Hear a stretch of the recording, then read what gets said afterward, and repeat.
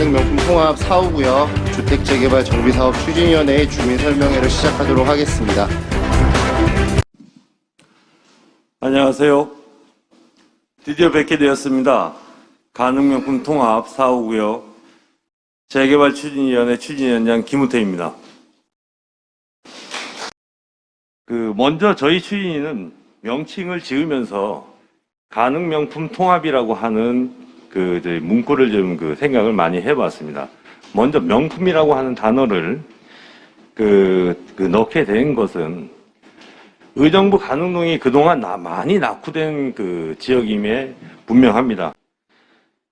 제가 사무실에서 면담을 하다 보면 재개발을 한다면 기간이 얼마나 걸리겠느냐 하는 질문을 많이 받습니다. 젊은 사람들은 투자를 해놓고 황금성을 생각을 하면서 얘기를 하시는 것 같고, 어르신들은 나 죽기 전에 되겠어 하시는 이런 말씀들을 하십니다. 저희가 지금 말씀드리는 것은, 저희가 정상적인 행정 절차를 거치게 되면 약 7년의 기간이 소요가 되고요. 그 다음에 거기에 완전히 하나도 에러가 없이 이제 진행이 된다는 건 사실 어렵기 때문에 한 7년에서 8년 정도 소요됩니다라고 말씀을 드리게 됩니다. 자, 그럼 지금부터 저희 명품 추진위가 지난 4개월 동안 준비한 내용을 브리핑 받아 보시고 우리 지역 개발 계획에 대한 확신을 가져보시기 바랍니다. 오늘의 브리핑은 국내 최고의 전문가들과 함께 준비한 개발 계획으로 정비 계획, 건축 계획을 비롯 여러분들께서 가장 궁금해하시는 감정평가에 따른 나의 자산 가치에 이르기까지 궁금증을 해소할 수 있는 시간이 되실 것입니다. 감사합니다. 다음 순서는 건축계획안에 대해서 설명해 주실 주식회사 종합건축사 사무소 현의 지정훈 전무이사님을 모시겠습니다. 큰 박수로 환영해 주시기 바랍니다. 예, 다시 한번 인사드리겠습니다. 재건축 재개발 전문 설계업체입니다. 주식회사 종합건축사 사무소 현의 지정훈 전무입니다. 반갑습니다. 네, 오늘 뉴스를 보니까 코로나 환자가 벌써 5만 명 훨씬 넘어갔더라고요. 근데 어려운 가운데 좀 답답하시더라도 마스크는 코 위에까지 꼭 올려주십사 하는 당부 말씀 다시 한번 전해드리면서, 저희는 지금 가능 명품 통합 사후구역을 계획함에 있어서, 어떻게 보면 굉장히 쉽고도 또 굉장히 많은 노력을 좀 기울였다라고 보시면 되는데요. 지금 보여드리는 계획안은 확정안은 아닙니다. 좀 전에 설명드린 것처럼, 자, 지금 이제 주민분들한테 이해를 돕기 위해서 이제 예상치로 일단 잡아본 거고요. 나중에 도시계획 심의 또는 건축 심의, 각종 심의가 대략 한 최소 못해도 7, 8번 이상은 심의가 있습니다. 그 심의가 이뤄지면서 토지 모형도 좀 달라지고 배치 형태도 좀 달라진다라는 걸 사전에 서두를 말씀드리고요. 지금은 현재 우리 앞서 설명드린 도시업체에서 설명드린 토지 이용 계획대로 그 가능 용적률 범위 내에서 층수 내에서 건립을 했을 때 어떤 계획안이 나오는지에 대해서 간략하게 설명을 드리도록 하겠습니다. 일단 대지 면적은 전체 대지 면적에서 좀 전에 설명드린 것처럼 공원, 공원하고 기반 시설들에 대한 관공서라든가 기부 체납하고 나면 전체 약 16만 제곱미터가 조금 안 되는 그런 대지 면적을 가지고 있습니다. 전체 연면적은 지상 지하 합쳐서 전체 56만 5천 제곱미터로 계획이 되어 있고, 용적률은 상한 용적률까지 계획을 했을 때 236.1% 이하로 계획을 하기 때문에 최대한 236.09%로 계획을 했습니다. 규모는 전체 지하 2층, 전체 지하 주차장이 1, 2층이 되겠고, 지상으로는 29층으로 계획이 되었습니다. 세대수는 전체 통합해서 약 3,800세대 정도 규모의 세대수로 이루어져 있고, 좀 왼쪽에 보시는 바와 같이 빨간색의 39제곱미터형은 흔히들 알고 계시는 17평형입니다.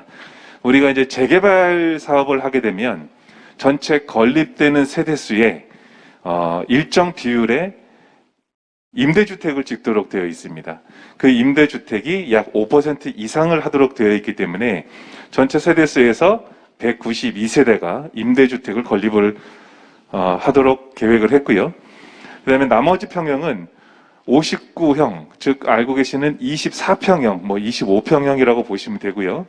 84제곱미터형이라고 되는 거는 34평형 내지는 35평형이 되겠습니다. 그리고 109형은 42평형, 43평형 정도로 보시면 되겠는데요.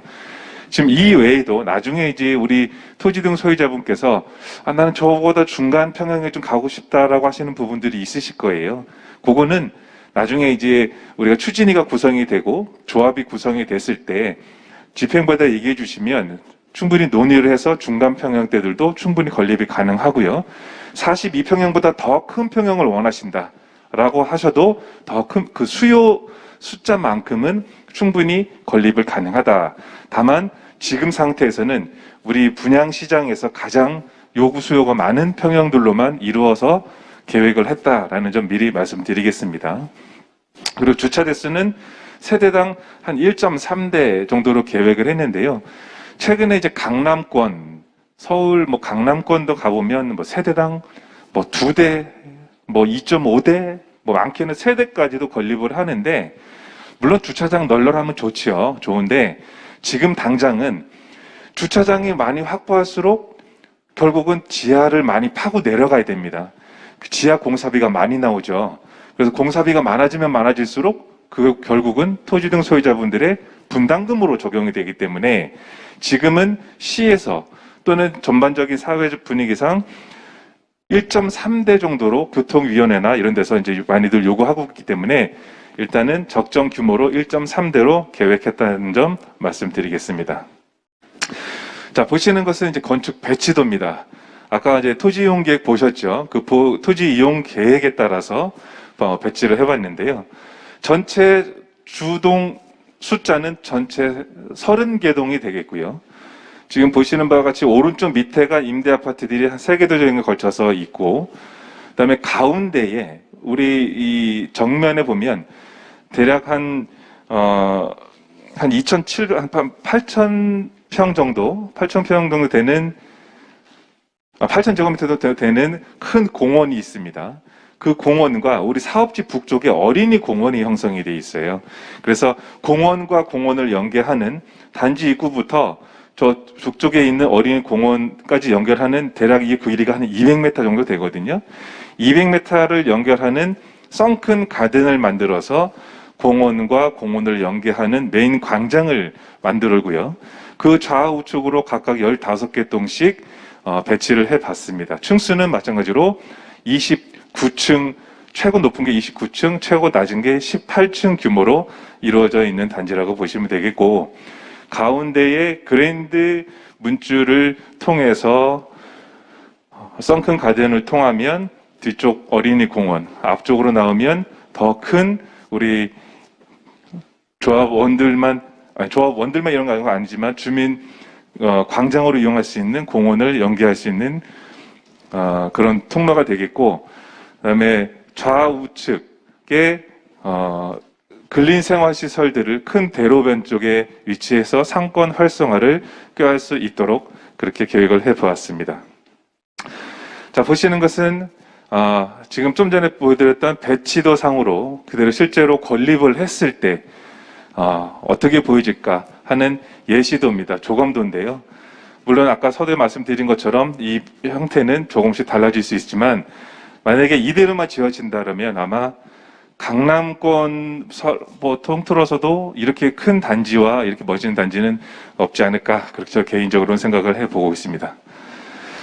자, 우선 이제 계획을 설명드렸는데요. 아파트의 역사까지는 아니지만 그동안 아파트가 어떻게 흘러왔는지에 대해서 간략하게 좀 설명을 드리고 넘어가도록 하겠습니다. 전체적으로 지금 한 4단계 정도로 이제 그동안 흐름이 왔는데, 우리나라는 1960년, 70년대부터 아파트 역사가 시작됐다고 봐도 돼요.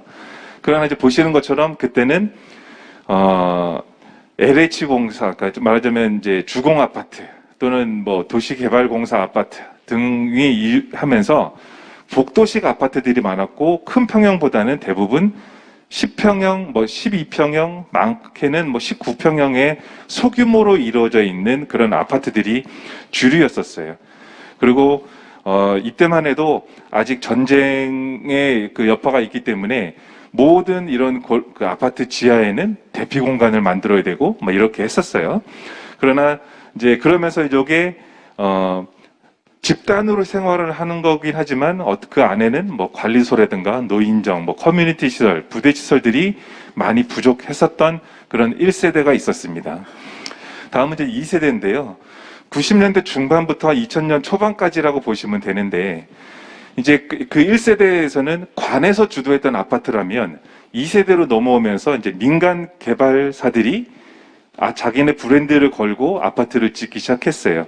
그때 당시 어르신들 다 기억하시는지 모르지만 현대아파트, 우성아파트, 한양아파트 다들 시공사 자기네 그냥 타이틀을 걸고 아파트들을 많이 짓기 시작했는데 이때부터 이제 기술력이 조금 발달되다 보니까 대부분 이제 저층 5층에서 대부분 이제 많게는 한 20층 내외에 되는 고층 형태의 아파트들이 건립이 되기 시작했습니다. 그러면서 이제 판상형이라는 아파트들이 나오면서 3베이, 2베이 같은 경우는 복도식. 근데 복도식이다 보니까 내 집 앞을 자꾸 누가 왔다 갔다 하니까 자꾸 프라이버시 침해가 당하고 하니까 이제 계단식 형태의 아파트들이 드러나는 것이 2세대라고 보시면 될 것 같고요. 자, 3세대입니다. 3세대는 지금 주변에 많이 건립되어 있는 아파트들이 3세대 아파트라고 보시면 됩니다. 이제 더 많은 시공사들이 브랜드 네임을 걸고 기존에 삼성 아파트, 현대 아파트 했었는데 이제 아파트 기술들이 거의 보편타당화되다 보니까 그 시공 회사들만의 독창적인 자기만의 어떤 브랜드를 다시 한번 더 걸고 싶은 거예요. 그래서 레미안, 힐스테이트라 같은 그런 웨레어든가 또는 자기네 회사들의 이름들이 그 브랜드 네임을 걸는 그런 아파트들이 나와지게 되고요. 이때부터 이제 어떤 게 일어났냐면 2005년부터 발코니 확장하는 게 이제 합법화가 됐죠. 그러면서 발코니 같은 25평형이라도 확장을 하고 나니까 30평이 되더라.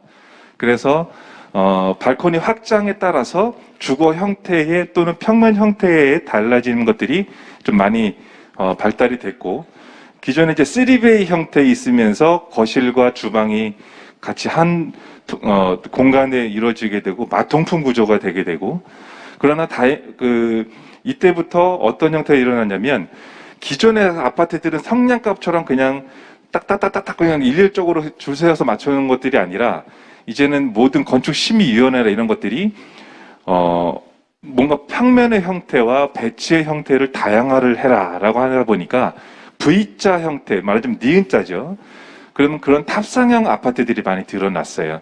그러다 보니까 탑상형 형태의 가운데 있는 평면들은 기존에 보셨던 이런 판상형 형태 평면이 아니라 뭔가 좀 새로운 평면들이 많이 나타나게 됐죠. 그래서 지금은 이 3세대를 거치면서 각종 심의위원회에서 모든 평면과 모든 배치에 대해서 계속 뭔가를 요구를 하게 되고 저희 같은 설계업체들은 그 요구에 맞춰서 괴로운 뭔가를 새로운 평면들을 발전을 시키게 됩니다. 그렇다면 앞으로 이루어지는 아파트들은 어떻게 되느냐?